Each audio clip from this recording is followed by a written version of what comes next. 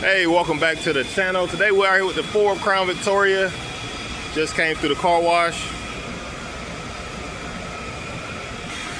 I took it through the automatic. Let's go ahead and do a walk around real quick, see how it came out. Most part looks pretty good. I did have to replace the tire on the Ford Crown Victoria. This one right here. I'm gonna have to go back and buy 3 more so we have a matching set. I'm gonna have to go over with some tire shine as well. So when I went through the automatic wash, they put some on here, but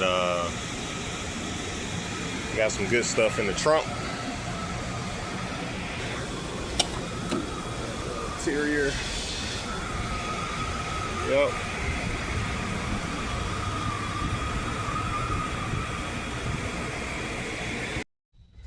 All right, let's go ahead and get the car started, man. Turn some AC on in here. Let's see what we're working with.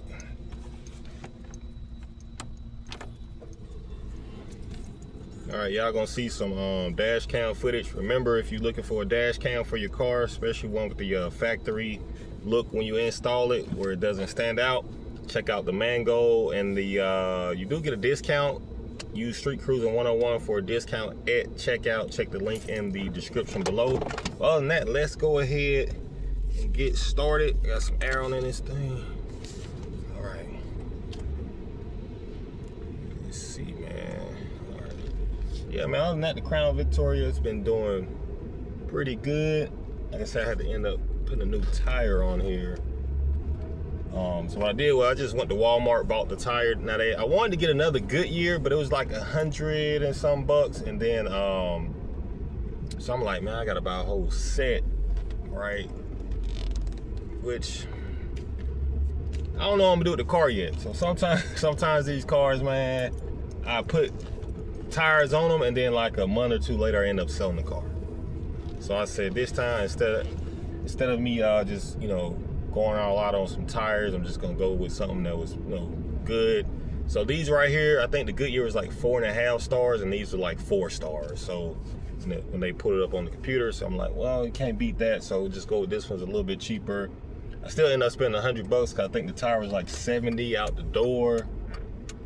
And then I didn't let Walmart put it on because, I got my own preference, but I took it to a shop, like, don't put it on, they charge like another 20 bucks. So about 90 to 100 bucks to get it put on. Let me see what else we got. You gotta excuse, like, the camera has like this, the way the light is shining in. But anyway, so took it to the shop, don't put it on, and then went from there. Now, the reason I don't like let Walmart, I have a few different reasons I don't let Walmart put my tires on. Nothing against Walmart, but the shop I go to, you just pull up. They don't have to get in your car. They don't have to drive your car. You just pull up. They're gonna take it off, put it on. You don't have to wait, any of that. So I pulled up, pointed out the tire, gave them the new one. They put it on, and less than 8 minutes, I'm in and out. Right? But Walmart, you gotta sit. They gotta wait in line. You probably gotta, you gonna wait. And they're gonna, we gotta do this in the system, and then we gotta do this right here, and then where's your keys, and then I gotta let you drive my car, and then, nah, I'm good. So yeah, it's probably gonna be about the same price anyway, so yeah, go ahead and get it done. But anyway, so that's what we're at on the tires. So I'm gonna probably go ahead, well, I will go ahead and buy 3 more, just put on here, and then I don't have to worry about tires for the car. And then I decide what I'm gonna do with the car after that. This last vehicle, I ended up putting some brand new tires. I think I bought like the Coopers, and I put them on there, and like sold the vehicle a month later. And I bought 2 tires. It was like 400 bucks. So this time I was like, nah, I'm gonna wait. Sometimes, I like the car, I don't mind, but then, stuff change. Sometimes you're like, you know what, I want to get something different, and I, buy something different. So no need to spend the extra money if you don't have to. Right now, man, running to grab something to eat. Had the wife order something for us, so I'll grab something to eat, drive the Ford Crown Victoria. Man, the car still drives amazing, man. Plenty of power. Gas prices have went up a little bit. I don't know, some people may say it went up a lot. But you know, when you drive these cars, you know, okay, it's not a Corolla or anything, so you're gonna have to spend a little bit more on gas. So right now about $50 to $55 to fill up, you know, but it does pretty good on gas, so can't complain.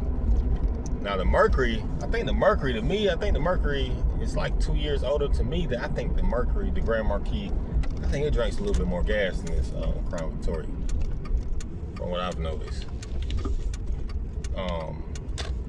Yeah, I think it drank a little bit more gas.